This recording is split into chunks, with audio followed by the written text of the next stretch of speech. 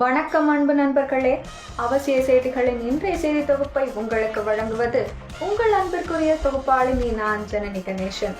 இன்றைய முக்கிய செய்திகளின் தொகுப்பை பார்க்கலாம். ஜெயலலிதா இல்லத்தில் 3-4 கொலைகள் நடந்துள்ளன. நான் பி டீமில் இல்லை, அவர் A1-இல் இருக்கிறார், அதுதான் உண்மை. அவர் A1-ஆக செயல்பட்டு கொண்டிருக்கிறார். கட்சியிலிருந்து நீக்கப்பட்டதற்கு உண்மையில் மனவேதனை அடைகிறேன், வருத்தப்படுகிறேன், கண்ணீர் சிந்துகிறேன். இந்த இயக்கத்திற்கு 53 ஆண்டுகள் என்னை அர்ப்பணித்துள்ளேன். அப்படிப்பட்ட எனக்கு இந்த தீர்ப்பு மனவேதனையை அளிக்கிறது. இரவு முழுவதும் நான் தூங்கவில்லை. EPS செயல் சர்வாதிகார போக்கு என முன்னாள் அமைச்சர் செங்கோட்டையன் குற்றம் சாட்டியுள்ளார்.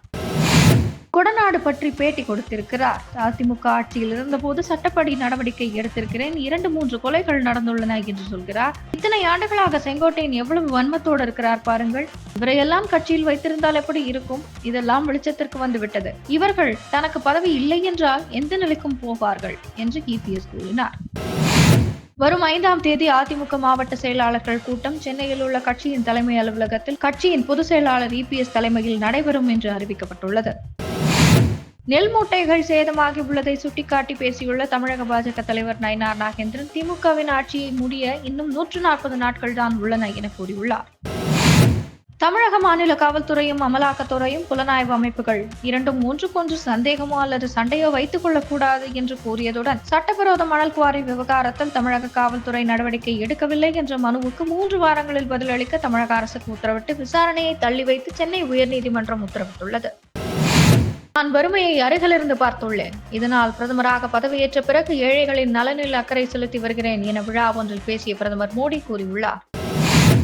பிரதமர், உள்துறை அமைச்சர் உட்பட பாஜக மூத்த தலைவர்கள் கடந்த காலத்தை மட்டுமே பேசுகின்றனர், நிகழ்காலம் அல்லது எதிர்காலத்தை பற்றி பேசவில்லை. காங்கிரஸ் MP பிரியங்கா குற்றம் சாட்டியுள்ளார். சர்வதேச டென்னிஸ் போட்டிகளில் இருந்து ஓய்வு பெறுவதாக இந்திய வீரர் போபண்ணா அறிவித்துள்ளார். செப்டம்பர் மாதத்தில் 1.89 லட்சம் கோடியாக இருந்த GST வசூல் அக்டோபர் மாதத்தில் 4.6% அதிகரித்து 1,95,936 கோடி ரூபாயாக உயர்ந்துள்ளது. அமெரிக்கா அணு ஆயுதங்களை சோதிக்குமா என்ற கேள்விக்கு உங்களுக்கு மிக விரைவில் தெரியவரும் என அதிபர் ட்ரம்ப் பதிலளித்துள்ள சம்பவம் சர்வதேச அரசியலில் மீண்டும் பரபரப்பை கிளப்பியுள்ளது. இத்துடன் இன்றைய முக்கிய செய்திகள் நிறைவடைந்தன. மேலும் பல முக்கிய செய்திகளுடன் நாளை காலை 8 மணிக்கு உங்களை சந்திக்கிறேன்.